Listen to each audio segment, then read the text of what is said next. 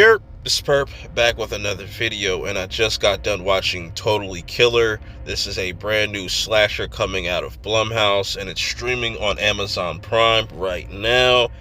And just based on the premise, where it's literally like Back to the Future meets Scream, a time-traveling slasher, I was all in.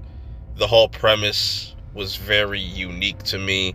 You have old girl from the Chilling Adventures of Sabrina in here. She plays our main character, Jamie, and it first starts off with breaking down who this killer is that you see in the thumbnail, the Sweet 16 killer, and how he killed 3 people back in 87.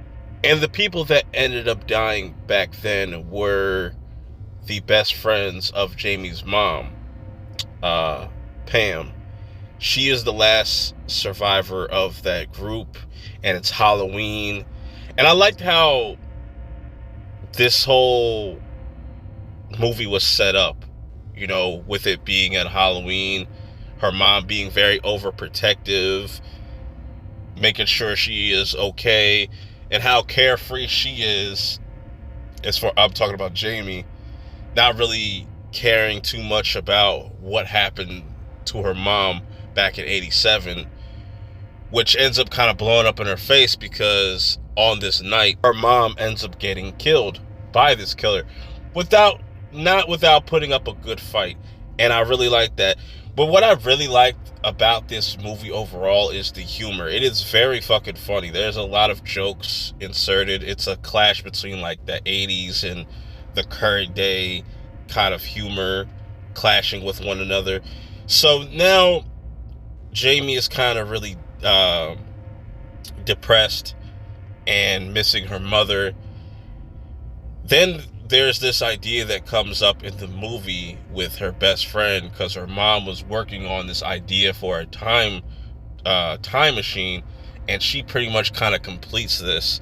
And before Jamie is getting hunted down by this killer, this Sweet 16 killer, she is able to time travel back in time before her mom and her friends got killed.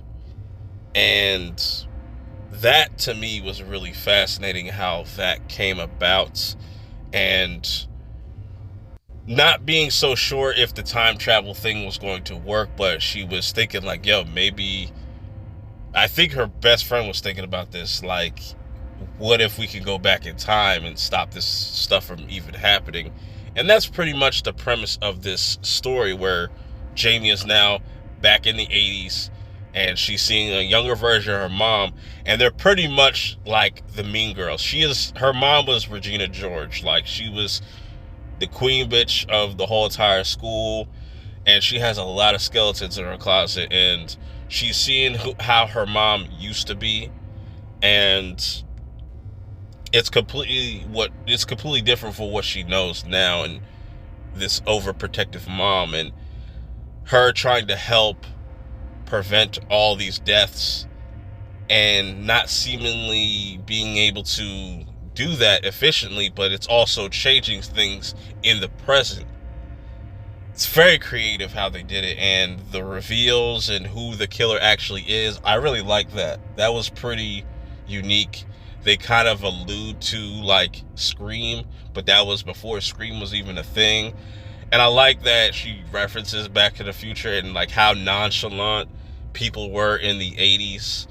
Like, even when you're trying to get some information, how easy it was, and how easy it was for people to just fall off the face of the earth. And, what I'm saying, where nowadays, things are a little bit more secured and stuff like that. And how her Gen Z-ish kind of clashes with stuff in the 80s and stuff, like how she kind of looks at certain things. I really like that, the whole clashing of the 80s and modern time. I think they did it in a way that it didn't come off cringe, and inserting certain 80s music throughout the movie. And the kills were pretty damn decent. The killer is pretty dope, and just how they explain it, you could kind of put two and two together who the killer is, but there's also some other twists that happen. And with time travel, things do change. And I want to see if they make a sequel to this, because I think they could definitely do a lot within this kind of story that they kind of built up. But if it's just a one-off, that's fine too. I had fun with this. I would recommend definitely checking this out. If you have checked it out, let me know your thoughts of it in the comments below. Till next time, I'm out. Peace.